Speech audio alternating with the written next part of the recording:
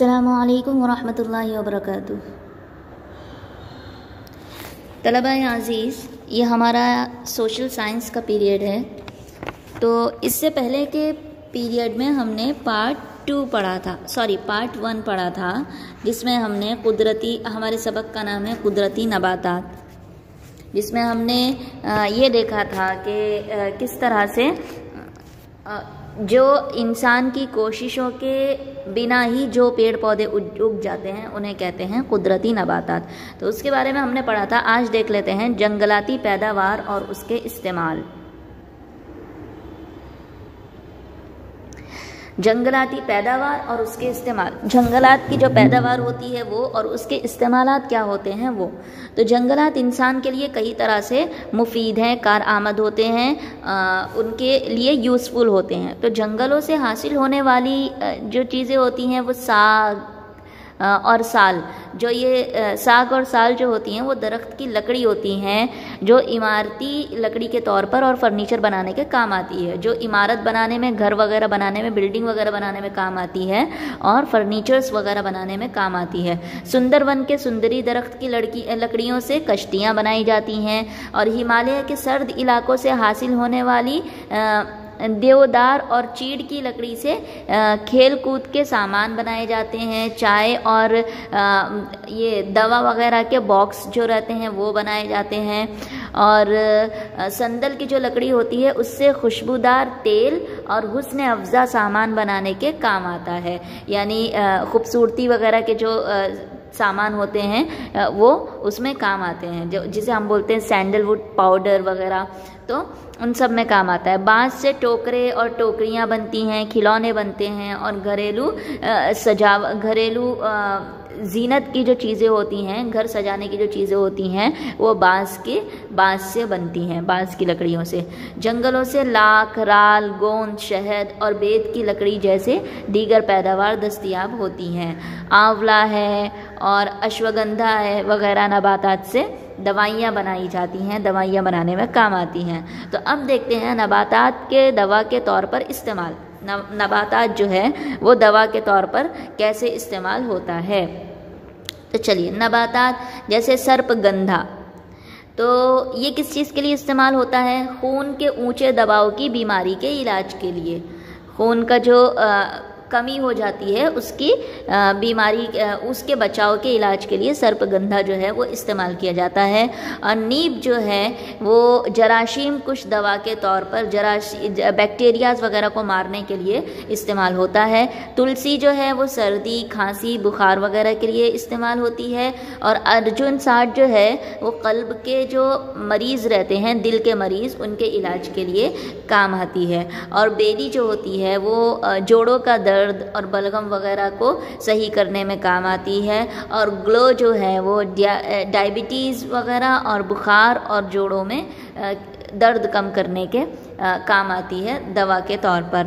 और है करण जो है वो जिगर, दांत और मसोड़े की बीमारी के लिए इस्तेमाल होता है। तो यहाँ पर हमने देखा कि पेड़ पौधे जो हैं वो उससे कौन कौन सी दवाएं बनती हैं। तो देखिए, यहाँ पर भी हम देख सकते हैं कि पेड़ पौधे हमारे लिए ही अल्लाह ताला ने बनाए हैं, सिर्फ हमारे फ़ायदे के लिए ही वो बने हैं। और हम क्या कर रहे हैं? बेवकूफ़ी कर रहे हैं इंसान, और अपनी लालच के लिए बस वो चीज़ों को ख़त्म कर दे रहे हैं और आगे का नहीं सोच रहे। हमको हवा देने के लिए काम आते हैं वो, हमारी जो गंदी हवा रहती है उसको वो लोग ले लेते हैं और ख़ुद हमको उसके बदले में क्या करते हैं? अच्छी हवा देते हैं। हमको अपनी हर चीज़ से वो लोग फ़ायदा देते हैं, अपने लकड़ियों से हमको फ़ायदा देते हैं और अपने फूल वगैरह से हमको फ़ायदा देते हैं। तो आगे जो है वो जंगलों की माहौलियाती अहमियत, जंगल का जो माहौल है उससे वो हमारे लिए कितना अहम है, उसकी क्या अहमियत है वो बताई जा रही है। तो जंगलात बारिश लाने में मदद करते हैं। जंगल होते हैं ज़्यादा तो बारिश होती है, जंगल नहीं हो तो बारिश नहीं होगी, कम होंगे तो कम होगी।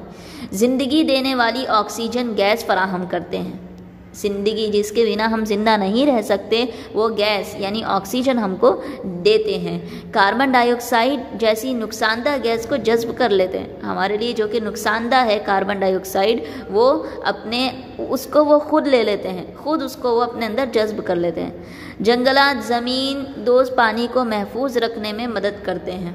हवा की आलूदगी कम करने में जंगलात मदद करते हैं। हवा में जो आलूदगी होती है, जो गंदगी वगैरह होती है, तो उसको साफ़ करने में मदद करते हैं। धूल वगैरह जो होती है उन सबको कम करने में जंगलात जो हैं वो मदद करते हैं। जंगलात हवा को साफ़ करते हैं और फ़िज़ा को आलूदा होने से बचाते हैं। फ़िज़ा जो है, जो मौसम है, उसको हवा जो है उसको आलूदा होने से, गंदा होने से पेड़ जंगलात जो हैं वो बचाते हैं। जंगलात सैलाब की रोकथाम करते हैं। जंगलात जहाँ ज़्यादा होते हैं वहाँ पर सैलाब वगैरह नहीं आते हैं, किसी हद तक वो बचाव करते हैं। जंगलात ज़मीन की उर्वरकारी को रोकते हैं। जंगलात रेगिस्तान को आगे बढ़ने से रोकते हैं। जंगलात जहाँ पर होंगे ज़्यादा वहाँ पर रेगिस्तान नहीं होंगे, मतलब रेती रेती नहीं होगी, वहाँ पर आबादी रहेगी, हरियाली रहेगी, अच्छी हवा मिलेगी, अच्छी बारिश होगी, अच्छा पानी मिलेगा। जंगलात कुदरती खूबसूरती में इजाफ़ा करते हैं। जंगलात जो है वो खूबसूरती में इजाफ़ा करते हैं। हमारी आँखों को, हमारे दिमाग को फ्रेश रहने के लिए, तरोताज़ा रहने के लिए, हमारी आँख से अच्छा देखना हमारा दिमाग वही एक्सेप्ट करेगा। अगर हम जितना अच्छा सीन देखेंगे, जितना अच्छा नज़ारा देखेंगे, उतना ही अच्छा हम महसूस करेंगे। और अगर हम अच्छा महसूस करेंगे, फ्रेश महसूस करेंगे, तो हम फिट रहेंगे, अच्छे रहेंगे। हमारा दिमाग भी उतना काम करेगा और हमारी बॉडी भी काम करेगी। क्योंकि अगर हम कोई वही बोरिंग चीज़ देख रहे हैं, हमको ऐसे ही सब दिख रहा है, बस बिल्डिंग्स दिख रही हैं और कुछ नज़ारा नहीं दिख रहा है, धूल धूल दिख रहा है, तो हम भी बोर हो जाएंगे और हम भी उकता जाएंगे। हम चाहेंगे कि उस जगह से जल्दी निकल जाएं। और वहीं अगर हम दरिया के किनारे जाते हैं या ऐसा पेड़ पौधे जहाँ पर होते हैं, हरियाली हरियाली, वहाँ जाते हैं, तो हमारी रूह को एक ताजगी मिलती है, रूह को सुकून मिलता है। हम चाहते हैं कि थोड़ी देर हम यहाँ पर और रुक जाएं, थोड़ी देर और ठहर जाएं, थोड़ी देर और हम फ्रेश हो जाएं। तो जंगलात जो है वो खूबसूरती में इजाफ़ा करता है। जंगल के जानदारों को कुदरती तहफ़्फ़ुज़ मैसर करते हैं। जंगल के जो जानदार होते हैं, जो जानवर वगैरह होते हैं, तो उससे जंगलात जो हैं वो उनको महफूज करते हैं। अगर जंगलात नहीं होंगे, मैंने आपको इससे पहले की वीडियो में जैसे बताया था, जंगलात की कमी की वजह से क्या हो रहे हैं, जंगल हम लोग तो अपने फ़ायदे के लिए काट रहे हैं, अपनी तरक्की के लिए, अपने लालच में काट रहे हैं, लेकिन उससे उन लोगों के घर उजड़ जा रहे हैं, जानवरों के घर बर्बाद हो जा रहे हैं। और वो लोग क्या कर रहे हैं, फिर सामने आ जा रहे हैं, आबादी में आ जा रहे हैं, जंगलों से बाहर निकल जा रहे हैं, जिसकी वजह से क्या हो रहा है, उनको अपनी ज़िंदगियों से हाथ धोना पड़ रहा है जानवरों को। तो इस तरह से जंगलात जो हैं वो अपने जंगल में, अपने घर में रहने वाले जो जानवर हैं उनको उनके लिए तहफ़्फ़ुज़ रखते हैं और उनके लिए सेफ्टी रखते हैं। तो ये हमारा आज का सबक था। और इंशाल्लाह आइंदा की वीडियो में हम आगे का पढ़ लेंगे। आगे थोड़ा सा ही है, 2 पॉइंट्स ही हैं। अगर मैं ये वीडियो में और करूँगी तो आपकी वीडियो ज़्यादा लंबी हो जाएगी।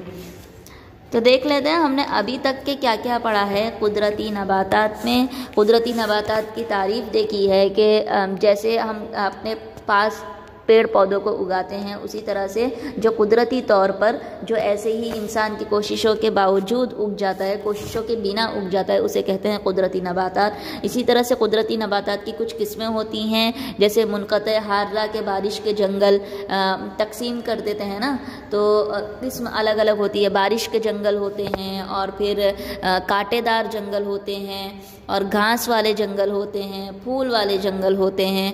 तो ये सब जंगलात होते हैं। और फिर इसमें हमने अलग अलग देखा कि जैसे कि मुनक़ते हार्रा जो है, तो वहाँ पर कौन कौन से दरख्त पाए जाते हैं, मेहुंगनी और फिर आबनोस वगैरह दरख्त होते हैं। इनकी खुसूसियत होती है कि पतझड़ इनके जंगल में नहीं होता। ये जंगलों में पतझड़ जैसा कोई मौसम नहीं होता, कोई दरख्त, कोई पत्ता नहीं गिरता दरख्त पर से, झड़ता नहीं है।